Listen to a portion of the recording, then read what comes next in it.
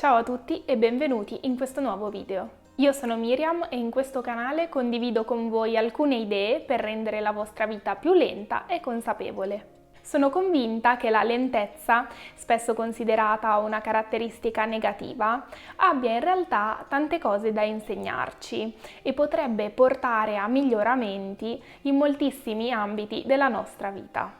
È ormai da un po' di tempo che continua il mio viaggio all'interno della filosofia slow e se guardate i miei video da un po' di tempo avete avuto modo di seguirlo. Abbiamo parlato di che cos'è lo slow living, questo nuovo modo di vivere che si basa sulla consapevolezza e sul rispetto dei nostri ritmi naturali. Abbiamo visto che lo slow living non è un'esclusiva di chi vive in posti sperduti, ma è una filosofia di vita che può scegliere anche chi, come me, vive in città, semplicemente prendendosi i propri tempi e i propri spazi, in questo mondo sempre più frenetico. Per me è diventata proprio un'esigenza scegliere questo modo di vivere e non potrei più farne a meno. Come abbiamo visto in precedenti video, la filosofia slow si unisce al cibo attraverso il famosissimo movimento Slow Food. Si lega alle città con il progetto Città Slow e al turismo attraverso lo Slow Tourism. Per non parlare del mondo della moda, che potrebbe essere rivoluzionato in positivo attraverso lo slow fashion. Vi consiglio di andare a vedere questi miei precedenti video se vi interessa approfondire questi argomenti. Allo stesso tempo vi avviso che ho in programma molti altri video sulla filosofia slow, tra cui sicuramente il lavoro lento e il pensiero lento. Quindi iscrivetevi al canale e attivate la campanella se volete rimanere aggiornati sui nuovi contenuti. Oggi parleremo di un altro argomento connesso a questo approccio e che secondo me merita tantissimo di essere conosciuto: lo slow journalism.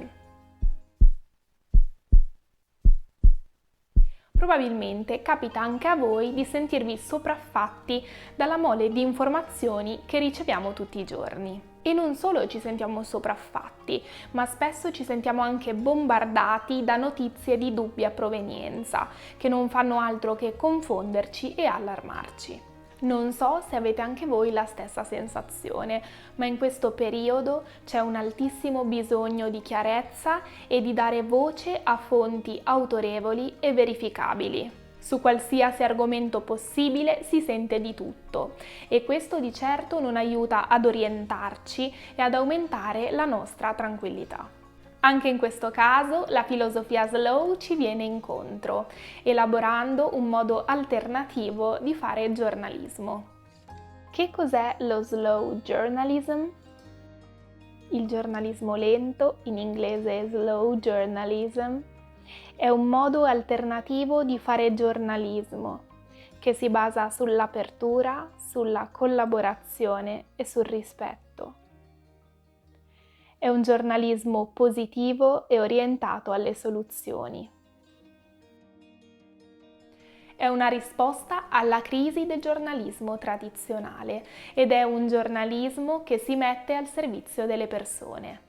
A differenza delle notizie che leggiamo spesso su internet o che sentiamo nei programmi televisivi, è qui centrale la verifica delle fonti e il racconto accurato dei fatti. Il giornalismo lento non insegue la notizia dell'ultimo minuto e al contrario sceglie con cura i materiali da pubblicare. Viene scelta una bella scrittura che vuole accompagnare il lettore dall'inizio alla fine dell'articolo, senza tuttavia far leva sull'emotività. Lo slow journalism parla del clima che cambia e non del tempo che fa, e i giornalisti slow lavorano per creare articoli che possono essere letti domani ma anche tra un anno, perché più che sul fatto successo nell'immediato si concentrano su temi che non cambiano così velocemente. È un giornalismo che sceglie di essere privo di pregiudizi e che cerca di considerare la varietà dei punti di vista. Questo approccio, che si configura come una vera e propria rivoluzione nel nostro contesto contemporaneo, vuole dare attraverso i contenuti un valore aggiunto alle persone. Come lo slow journalism può rendere la nostra vita più lenta, Oggi come oggi, nel caos informativo in cui ci troviamo immersi ogni giorno, c'è un enorme bisogno di fermarsi o quantomeno di rallentare. Abbiamo bisogno di difenderci dalla velocità delle informazioni, spesso non vere e confezionate appositamente per catturare la nostra attenzione. Abbiamo bisogno di un giornalismo che ci mette a disposizione dati affidabili per aiutarci a prendere delle decisioni e vivere consapevolmente, nell'interesse di tutti.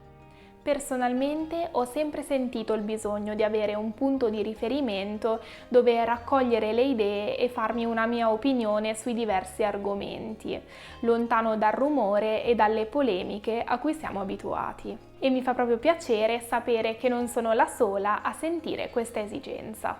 Nel 2014 è nato il primo progetto italiano di slow journalism, che si chiama Slow News. Questo progetto non si affida alle pubblicità e vive grazie al supporto di lettori che riconoscono il valore di questa idea e decidono di investire una piccola cifra per supportare l'iniziativa. Vi consiglio di dare un'occhiata al loro sito.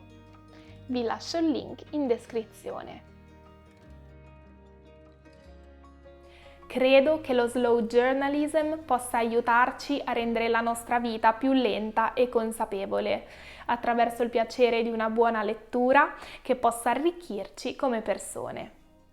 È nostra responsabilità informarci, per capire come gira il mondo e per poter agire di conseguenza. E poterlo fare facendo affidamento su notizie accurate è un grande aiuto.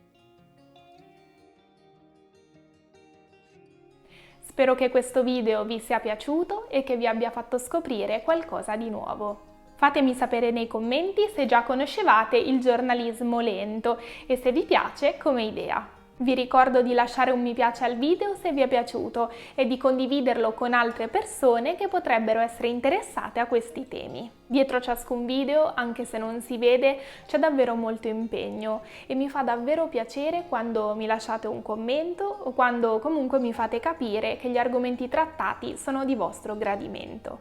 Ci vediamo la prossima settimana con un nuovo video su slow living, minimalismo e crescita personale.